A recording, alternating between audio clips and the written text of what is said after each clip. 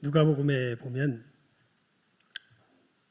예수님께서 오실 때가 가까워 오면 세상 사람들은 앞으로 당할 일을 생각하면서 기절하고 혼비백산한다고 되어 있습니다. 그러니까 앞으로 당할 일의 모습들이 지금 우리가 경험하고 있는 이러한 모습들로서 성경에 보면 참 아주 굉장히 상세하게 그려지는데요. 천지의 권능들이 흔들리고 지금 우리 기후가 막 바뀌고 있잖아요. 처처에 난리의 소문이 있고 또 기근이 들고 전염병이 돌고 이 지구가 어떻게 될 것인가 거기에 대해서 사람들이 예수님께서 오실 때가 되면 이 혼비백산해가지고 정신을 잃어버릴 거라고 그 정도로 무서워서 떨 거라고 그렇게 되어 있습니다. 근데 그건 세상 사람들의 이야기고 이제 그런 일이 되어지는 것을 볼 때 예수의 사람들은 누가 오실 날이 가까웠구나. 누가 오실 날이 가까웠구나. 예수님 오실 날이 가까웠구나 라고 고개를 들고서 오히려 소망 가운데 이제 그 길을 걸어가라고 예수님께서 십자가를 지시기 얼마 전에 제자들에게 당부하시는 말씀이 누가복음에 보면 자세하게 기록이 되어 있습니다. 여러분, 그 예수님께서 구원의 역사를 베푸시고 예수님께서 우리를 새롭게 하신 후에 그 길을 걸어간 사람들은 성경에 있는 예를 들어서 말하면 누구나 다 야곱의 야복강가의 경험을 경험한 사람들입니다. 그러니까 이게 여러분 그 교회에 나오지만 진정한 이 중생의 체험이라고 이야기해야 되겠죠. 거듭남의 체험을 거듭남을 하지 못하고 교회에 있는 사람들도 있습니다. 그러니까 그런 분들을 위해서들 이제 제가 이 복음을 전하는 일을 늘 하나님 앞에 참 사명으로 생각을 하고 늘 전합니다. 어떻게 보면 저도 교회에 오래 다녔지만 복음의 진리 가운데 새로워지는 것은 확실히 경험했던 것은 대학교 2학년 때나 되어서 경험을 했었고요. 그 전에는 내가 교인이 아니라고 생각한 건 아닌데 교인이라고 생각했는데 진짜 예수님께서 이루신 역사가 무엇인지에 대하여서는 사실은 제대로 알지 못하고 현실적으로 말하면 진짜 교인은 아니었던 거죠.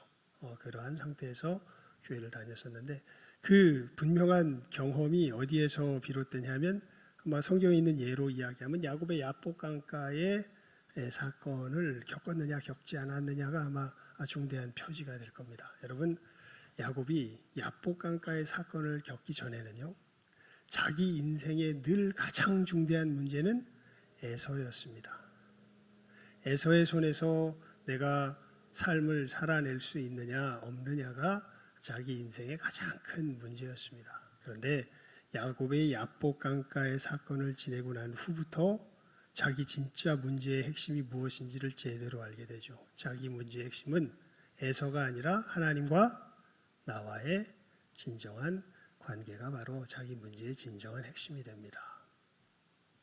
그래서 예수를 진짜로 믿으면요, 여러분, 우리의 삶이 고달프지 않은 건 아니에요. 힘들지 않은 건 아닙니다. 그런데 그 누구도 앗아갈 수 없는 평강이 있습니다. 왜냐하면 예수님 안에서 이미 우리는 누구와 화목하게 되었습니까? 하나님과 화목하게 되었습니다. 그 궁극적인 문제가 해결이 된 것이죠.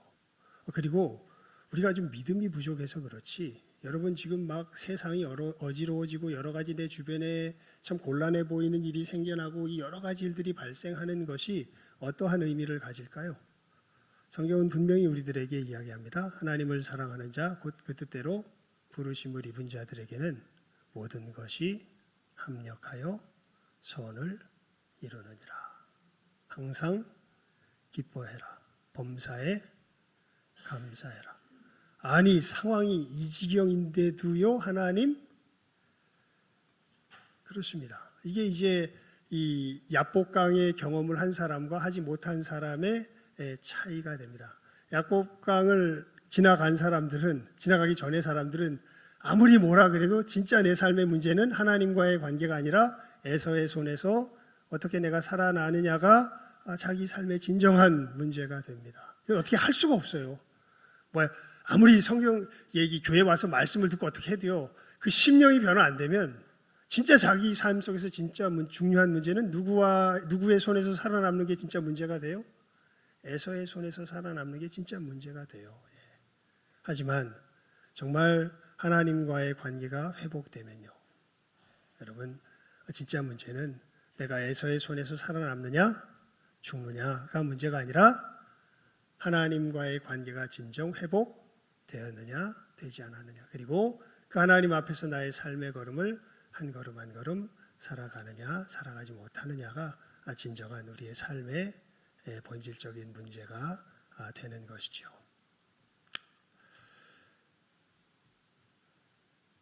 추석 예배 순서지를 이렇게 마련해 놨으니까요, 필요한 분들은 가져다가 쓰시기 바랍니다. 거기에 적어놓은 말씀이 이 이야기예요. 여러분들 말씀을 나눌 때 우리의 진정한 삶의 문제는 사실은 에서가 아니라 하나님과의 우리와의 관계다라는 것이 진정한 문제인데, 이게 말 그대로 들리는 사람에게만 들립니다. 이게 참, 그래서 늘 이 자리에 설 때 두렵고 떨림이 있죠.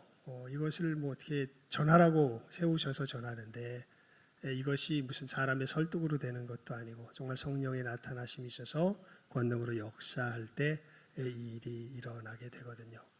여러분, 오늘 우리가 2장 6절에서 10절까지 읽지 않았습니까? 근데 2장 6절에서 10절은 5절에 이어지는 말씀입니다. 5절 제일 마지막 말씀이요, 어떻게 끝나냐 하면 예수 그리스도로 말미암아 하나님이 기쁘시게 받으실 신령한 제사를 드릴 거룩한 제사장이 될지니라, 이렇게 끝나고 있죠. 그러면서 우리가 살폈습니다. 결국 신령한 제사장이 되라는 건 그냥 거두절미하고 핵심만 말하면 뭐를 전하는 사람이 되라? 복음을 전하는 사람이 되라, 이 뜻입니다. 제사장은 하나님과 어그러진 관계의 죄인을 회복시키는 역사를 하는 사람이 제사장이죠. 그런데 사도 베드로는 너무도 놀라운 이야기를 해요. 너희가 예수님으로 말미암아 구원을 얻게 되면 그저 하나님이 거하시는 집이 되는 정도가 아니라 너희는 하나님의 전에 뭐가 된 사람들이다? 제사장이 된 사람들이다, 이렇게 이야기합니다.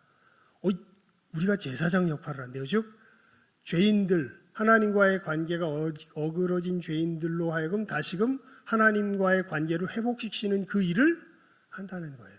어떻게 합니까? 복음을 전함으로. 복음 전하는 것이 결국 무슨 일이 되는 거예요? 제사장 일이 되는 거예요. 그랬을 때 여러분, 우리가 복음을 전할 때 이 복음이 가지고 있는 성격이 있습니다. 이 말씀을 6절부터 10절까지의 말씀을 가만히 읽어보면요, 복음이 담고 있는 성격이 어떠한 것인지에 대해서 굉장히 양면적인 모습을 계속 대조시키면서 우리들에게 이야기합니다. 그래서 여러분, 복음을, 이 양면적인 성격 때문에 복음을 전하려면요, 뭐가 있어야 되냐면, 우리 뭐라고 인사했습니까? 강하고 담대합시다. 강하고 담대함이 없으면 복음을 전할 수 없습니다, 사실. 복음은 절대, 일단 세상 사람들에게 들릴 때는요, 우리는 아무리 친근하게 다가가고 싶어도 절대 그 세상 사람들에게는 친근하게 들릴 수가 없습니다. 굉장히 어떻게 보면 파괴적이고 공격적으로 들릴 수 있는 분명한 요소가 있는 것이 이 복음의 성격입니다. 그 안에 들어온 사람에게는 이건 정말 그 무엇과도 바꿀 수 없는 소중한 것이지만, 그 밖에 있는 사람들에게는 내 모든 것을 부숴버릴 너무도 무시무시한 것이 되는 것이 뭘까요? 그것이 바로 복음에 가지고 있는 성격이 됩니다. 그래서 참 예수님께서 그러셨죠. 너희들 이 복음을 가지고 세상에 나가서 증인이 될 텐데, 세상에 나가서 증거하기 전에 먼저 뭘 해라? 기억하세요? 먼저 뭘 해라? 기도를 해라. 뭘 위해서 기도를 해라? 위로부터 능력을 입기 위하여서 기도를 해라. 그 얘기는 무슨 얘기냐면 이거 위로부터 능력을 입지 못하면 이 복음은 전할 수 있다 없다? 전할 수 없다. 그래서 이 메시지를 그냥 내용을 전달해서 되는 문제가 아니라 이것이 전달이 되려면 위로부터 뭐가 있어야 된다? 능력이 있어야 된다. 그래서 위로부터 능력을 입힐 때까지 기다려라 이렇게 말씀하시고 제자들이 예수님의 말씀대로 예루살렘에서 기다린 후에 오순절날 그러니까 예수님께서 부활하신 다음에 40일 정도를 이 땅 가운데서 제자들에게 나타나시면서 자기의 이 구원의 역사에 대해서 가르쳐 주시죠. 복음의 내용을 가르쳐 주십니다. 그리고 기다리라고 능력을 입힐 때까지 기다리라고 말씀하시고 제자들이 이 기다리면서 기도했을 때 오순절 50일째가 되었을 때 그때 이제 성령께서 권능으로 임하셔서 여러분 사도행전 1장을 한번 펴보시겠습니까? 사도행전 1장, 사도행전 1장.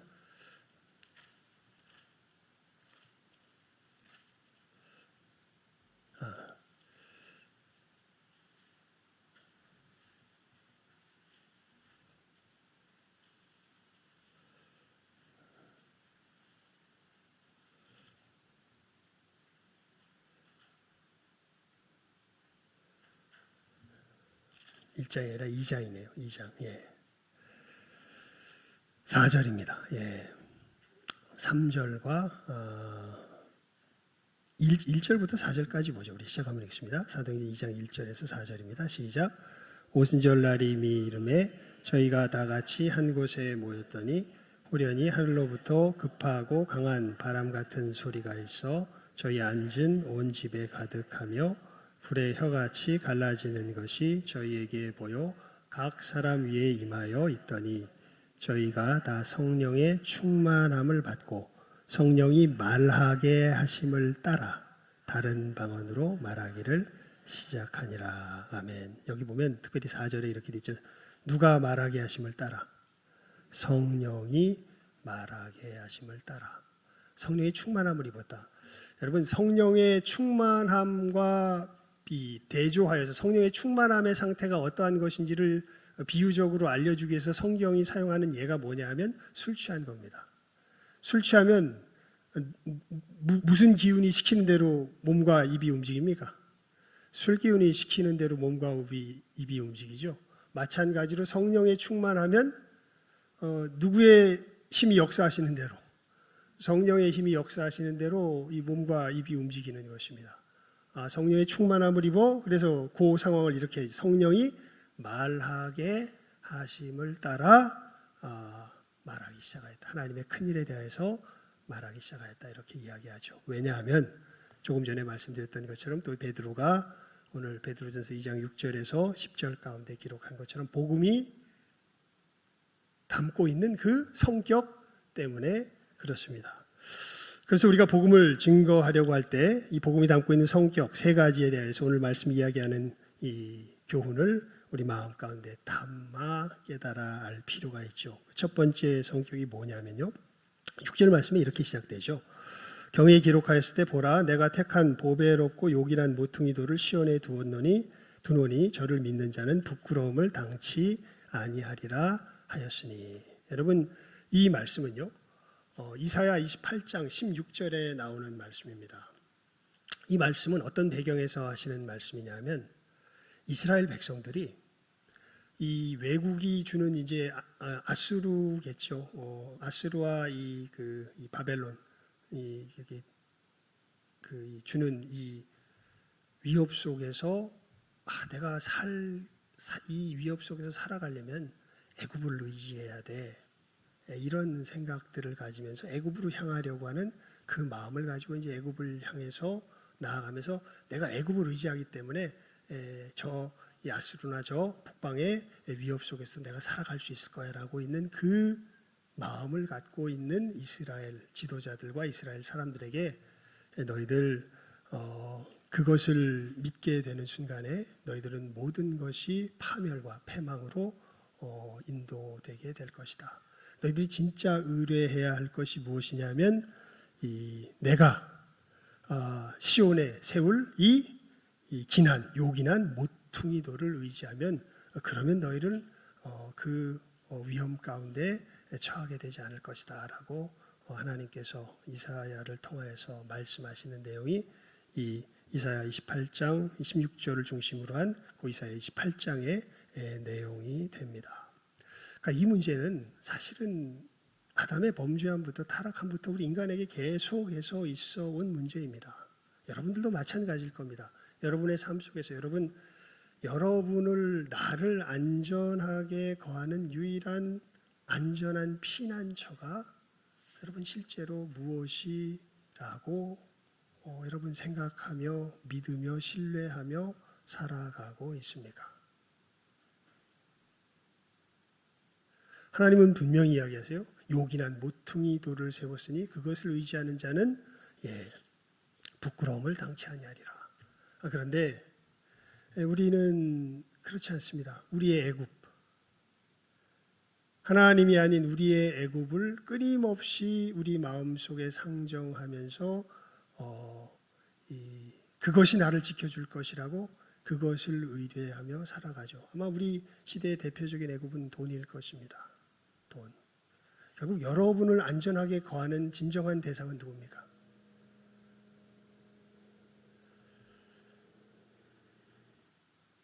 여러분 진짜로 내 신앙은 무엇을 고백합니까? 돈입니까? 하나님입니까? 복음은 늘 그것이 누구라고 이야기해요? 하나님이라고 이야기를 해요.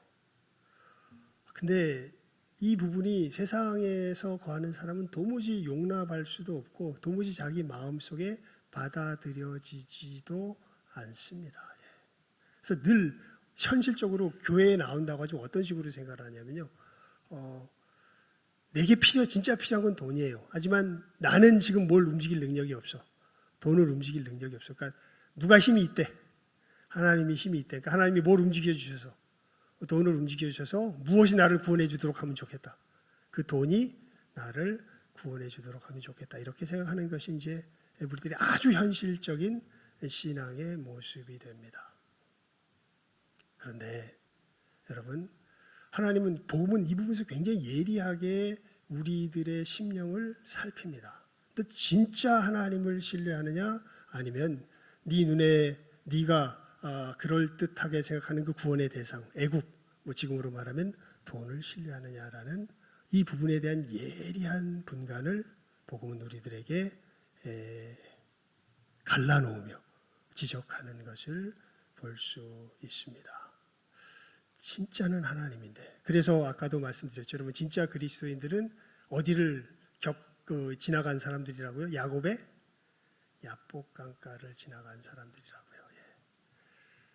내 눈에 아무리 에서가 예전에는 진짜 문제처럼 보였는데 그게 아니었던 거죠. 진짜 내 문제는 내 마음 깊은 곳에서 이렇게 내 시야와 내 판단 속에서 세상이 될 것이라고 생각하며 하나님께서 이 세상을 주관하고 계시는 것을 내 마음 깊은 곳에서 부인하고 있던 이 하나님을 향한 거역과 반역이야말로 진정한 내 삶의 문제라는 것을 깨달아 알게 되는 것이고, 여러분, 누가 이 하나님을 향한 거역과 반역에서 노임을 받을 수 있겠습니까? 사람의 힘으로 안 됩니다. 누가 이 일을 위해서 오셨어요? 예수 그리스도께서 이를 위해서 오셨죠. 그리고 이 일을 어디에서 이루십니까? 십자가에서 이루시죠. 어떻게 이루십니까?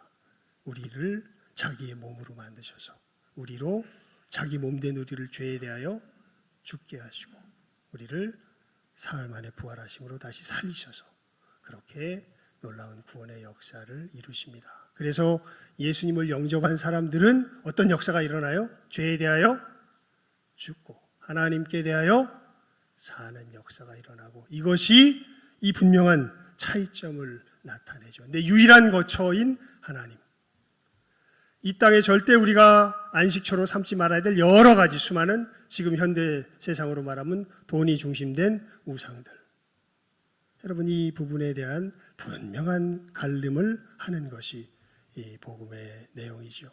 복음을 전하며 심령이 나타나게 돼 있어요.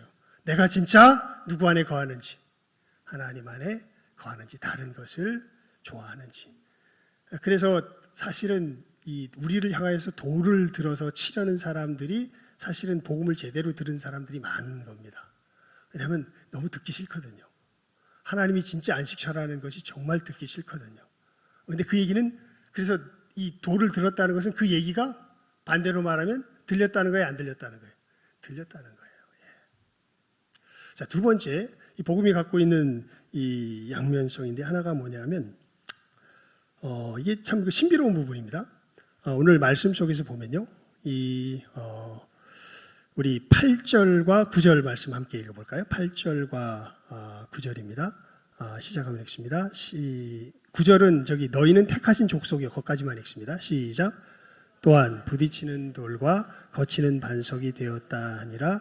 저희가 말씀을 순종치 아니함으로 넘어지나니 이는 저희를 이렇게 정하신 것이라. 오직 너희는 택하신 족속이요. 예, 거기까지요. 예. 그래서 이 예수님으로 말미암는 이 십자가의 구원의 복음, 즉 우리들의 진정한 안식처는 하나님이지 이 땅에 썩어질 우상이 아닙니다라고 하는 이 복음이 증거되고, 그렇게 해서 예수님께서 우리를 그 하나님의 진정한 안식처 가운데 거하게 하십니다, 유일한 길이 되십니다라고 전하는 이 복음이 전해질 때 믿지 아니하는 자들에게는 거치는, 부딪히는 돌이 됩니다. 믿는 의리들에게는 요긴한 모퉁이 돌이 되지만 믿지 아니하는 자들은 어떻게 돼요? 부딪히는, 거친 반석이 되죠. 근데 왜 그런 일이 벌어지느냐라고 이야기할 때 8절 하반절에 이렇게 합니다. 이는 저희를 이렇게 뭐 하신 것이라? 정하신 것이라. 누가요? 하나님이. 그리고 이것을 믿은 너희는 또한 하나님이 뭐 하셨기 때문에 믿게 되었다. 우리 9장 처음 부분 읽어볼까요? 시작. 오직 너희는 택하신 족속이요. 믿게 된 우리는 마찬가지로 하나님께서 어떻게 하셨기 때문에? 정하셨기 때문에 그렇습니다. 여러분, 이 복음이 증거될 때요, 이것이 정말 저 사람이 믿게 되고 믿게 되지 않는 그 궁극적인 원인은 사실은 누구의 작정에 있을까요? 하나님의 작정에 있습니다. 그것에 대해서 우리가 어떻게 말할 수 없습니다. 그러면 이제 이렇게 이야기하기 쉬워요. 그럼 하나님께서 그렇게 정하셨으면 우리가 무조건 정하셨다면 정한 사람은 무조건 믿게 되겠네. 아무리 자기가 반항해도 하나님이 정하셨다는데 믿게 되겠지. 예. 그러면 우리 복음 전할 필요 있어요, 없어요? 없어요. 이렇게 생각이 되죠. 자, 그런데 우리 8절 말씀 다시 한번 읽어봅니다. 시작. 또한 부딪히는 돌과 거치는 반석이 되었다 아니라 저희가 말씀을 순종치 아니함으로 넘어지나니 이는 저희를 이렇게 정하신 것이라. 여러분, 이 부분이 정말 성경이 진리되며 우리의 머릿속으로 다 담을 수 없는 부분입니다.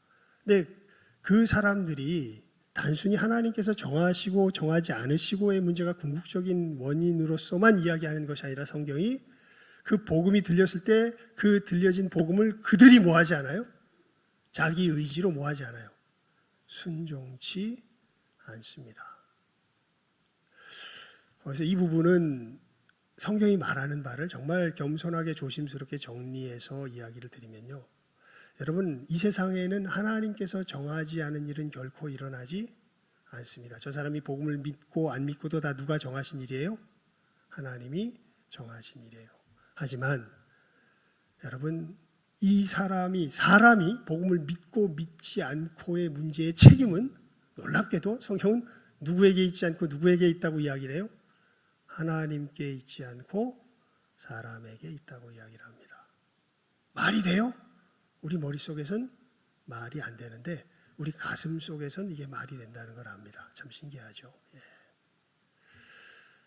하나님, 이 세상에 우연히 벌어지는 일은 없어요. 즉 하나님은 전능하신 분이세요. 하나님의 작정을 떠나서 벌어지는 일은 없습니다. 하지만 우리가 지은 죄에 대하여서 예수님을 믿고 믿지 않고의 책임은 누구에게 있는 것일까요? 우리 각자에게 있는 것입니다. 여러분 이게 참 그래서 하나님께서 우리를 제사장으로 삼으시고 사람들에게 복음을 전하라고 말씀하십니다. 이 복음이 전해져서 저 사람이 믿으면 구원을 얻는 것이고 믿지 아니하면 영원한 멸망 가운데 떨어지게 되는 것이기 때문에 그렇습니다. 그러니까 이러한 이 상황을 우리가 염두에 둘 때 이게 납득시킬 수 있는 성격의 것이 아닙니다. 이게 정말 하나님의 성령께서 역사하셔서 저 사람이, 듣는 사람이 정말 안타까움 속에서 우리가 말씀을 전할 때 자기가 하나님 앞에 멸망받을 수밖에 없는 하나님을 거역한 죄인이라는 것을 깨달아 알고, 여러분 아까도 말씀드렸죠. 내 인생의 문제가 에서가 아니라 하나님과의 관계라는 것을 깨달아 아는 것이 믿지 않은 사람들한테는 이게 불가능한 일이에요. 근데 그게 진실이거든요. 그래서 우리는 그걸 전해요. 그러면 그나마 제대로 들려지면 우리를 향해서 돌을 듭니다. 너무 듣기 싫기 때문에. 그럼 그나마 좀 들린 거예요. 하지만 거기서 참회하고 정말 예수님께 나아가서 예수님의 도우심을 구하는 자리에 나가기까지는 이건 정말 성령의 역사하심이 없이는 일어날 수가 없는 일입니다. 그리고 그 일을 누군가는 끝까지 그 사람 옆에서 전해 주어야 해요. 그게 무슨 일이에요?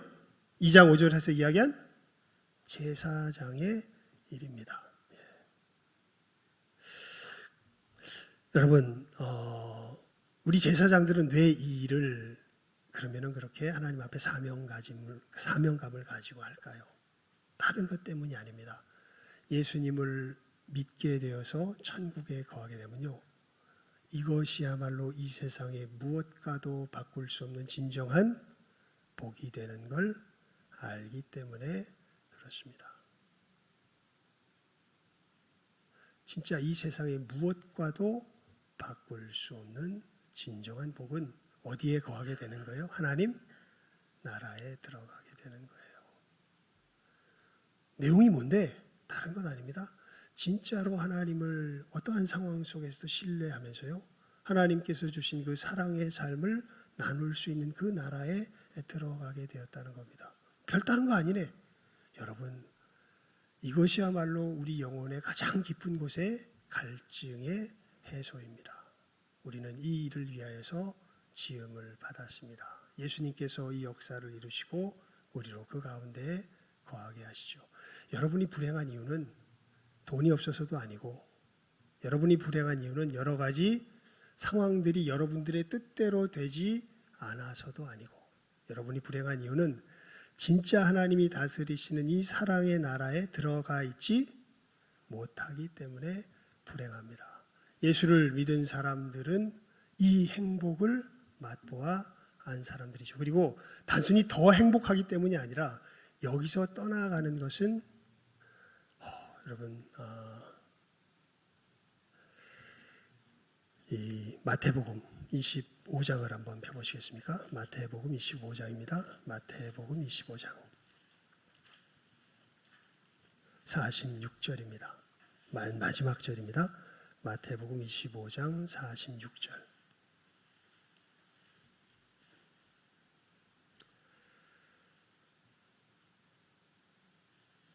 함께 읽습니다. 시작하면 읽지요. 마태복음 25장 46절 시작.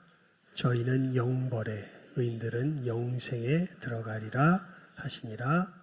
아멘. 여러분, 놀랍게도요, 성경에서 지옥에 관한 이야기를 가장 많이 하신 분이 누굴까요? 예수님입니다. 다른 분이 아니라 예수님이 어디에 대한 이야기를 가장 많이 하셨다고요? 지옥에 대한 이야기를 가장 많이 하셨습니다. 그러니까 예수님께서 그렇게 안타깝게 구원의 역사를 이루신 것은요, 만약에 이 구원의 역사가 임하지 못하면 그 영혼이 어떻게 되기 때문에? 지옥에 들어가기 때문에 그렇게 됐던 것입니다. 그래서 친히 말씀하세요. 저희는 어디에? 영벌에. 의인들은 어디에? 영생에 들어가게 되리라. 그러니까 진짜로 큰일 난 겁니다. 진짜로 예수님을 믿지 않고 하나님 나라에 들어가지 못하게 되면요, 이 사람은 영벌에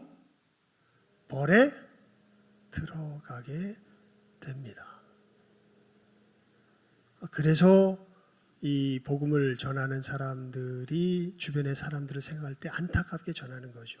하지만 내 안타까움으로 또 저 사람이 구원받을 수 있는 것도 아니에요. 그것은 결국 궁극적으로 누구의 주권에 달린 일이에요? 하나님의 주권에 달린 일이요. 성령께서 역사하셔야 저 사람이 돌아올 수 있습니다. 하지만 그 일을 감당하려면 누군가가 반드시 뭐 해야 돼요? 전해 주어야 하고, 그 복음이 전해졌을 때 그것을 받고 안 받고는 누구의 책임이에요? 또 그 사람 자신의 책임입니다. 누가 해주고 안 해주고의 문제가 그 부분에 있어서 전해졌기만 하면 아닙니다. 자기가 받아들이고 받아들이지 않고의 문제가 됩니다.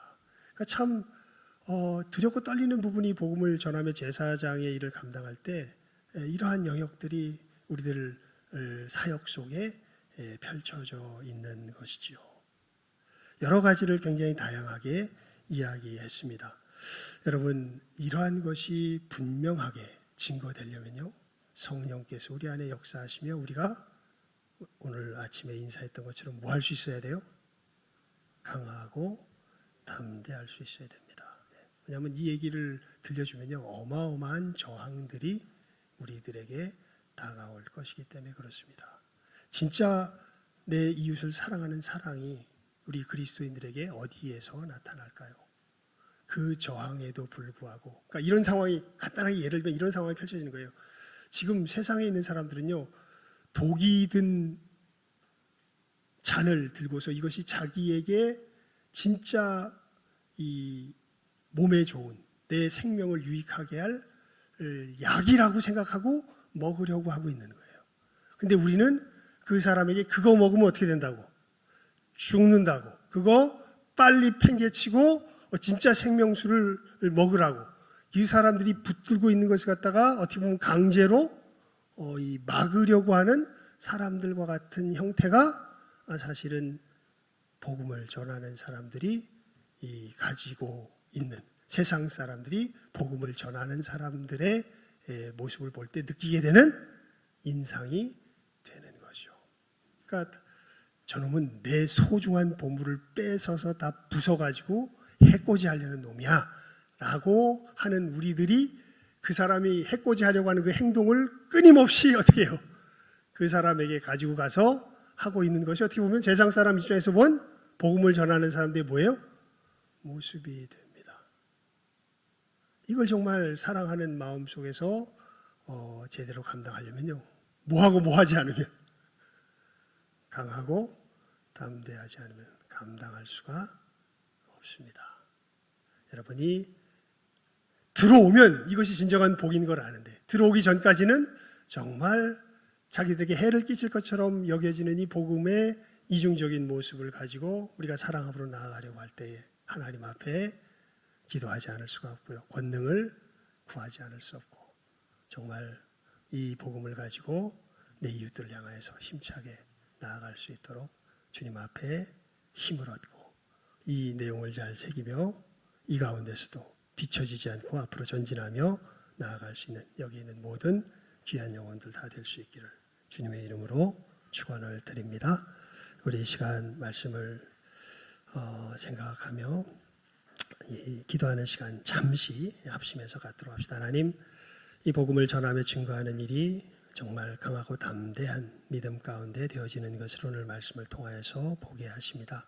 세상은 이 복음을 정말 무엇보다도 듣기 싫은 소식으로 들으려고 하는데, 저희들 이것이야말로 진정한 생명의 소식이 되기에 이것을 가지고 강하고 담대하게 나가며 내 이웃들을 향하여 나아갈 수 있게 하여 주시옵소서. 이 제사장의 사명을 충성되이 감당할 수 있게 하여 주시옵소서. 우리 시간 잠시지만 말씀을 생각하며 우리 합심해서 기도하고 제가 기도하도록 하겠습니다.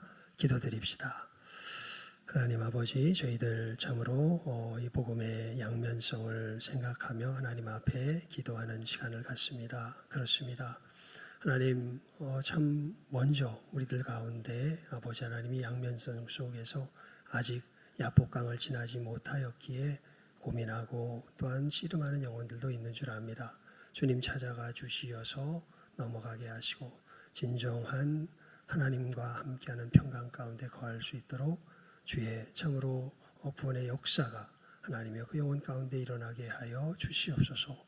하나님, 우리가 복음을 전한다는 것이 바로 이 역사를 내 이웃들에게 참으로 나누며 전하며 나아가는 것일진데, 아버지 하나님, 저희들 강하고 담대하여야 할 줄 압니다. 하나님 주님께 권능을 힘입어서 이 걸음을 바르게 걸어갈 줄 아는 아버지 우리 귀한 영혼들 다 될 수 있도록 주님 은혜의 은혜를 더하여 주시옵소서. 이 상황 속에 여러 모양으로 걸려있는 우리 귀한 영혼들이 있는 줄 압니다. 각 상황 가운데 주님 함께하여 주시고 하나님 하나하나 이기며 나아가며 이 복음의 아버지 하나님 진리를 자기도 누릴 뿐 아니라 내 이웃들에게도 하나님 힘있게 전하며 증거하며 나아갈 줄 아는 아버지와 우리 모든 귀한 영혼들 다 되게 하여 주시기를 간절히 바라옵고 간구하옵나이다.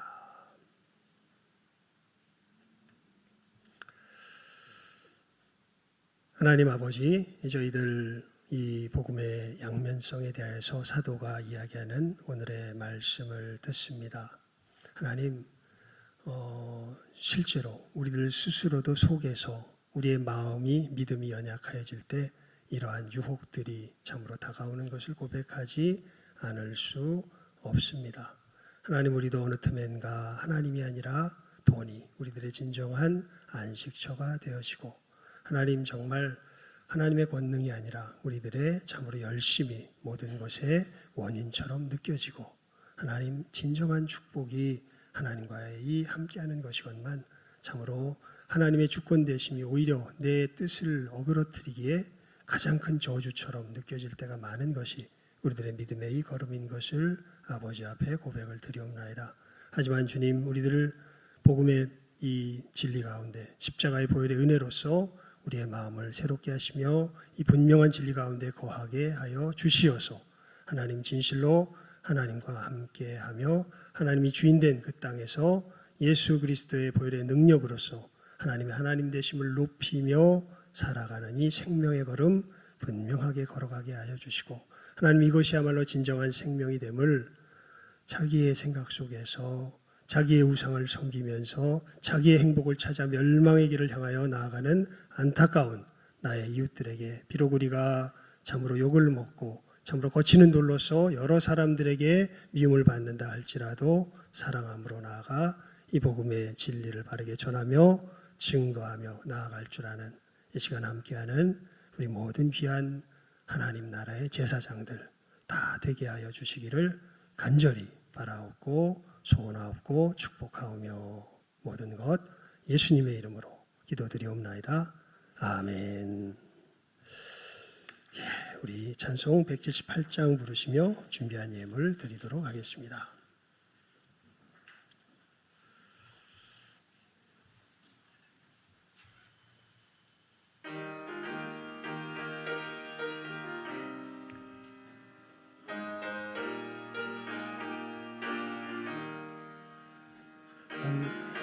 풍성한 하나님은 믿는 자 한 사람 한 사람 어제나 오늘도 언제든지 변찮고 보호해 주시네.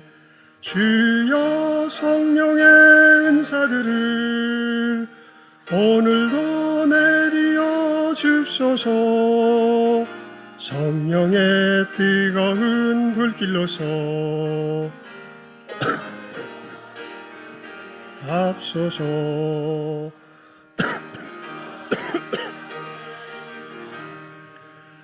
성령의 불길로 태우사 앞서서 태우소서. 깨끗게 하여 주옵소서.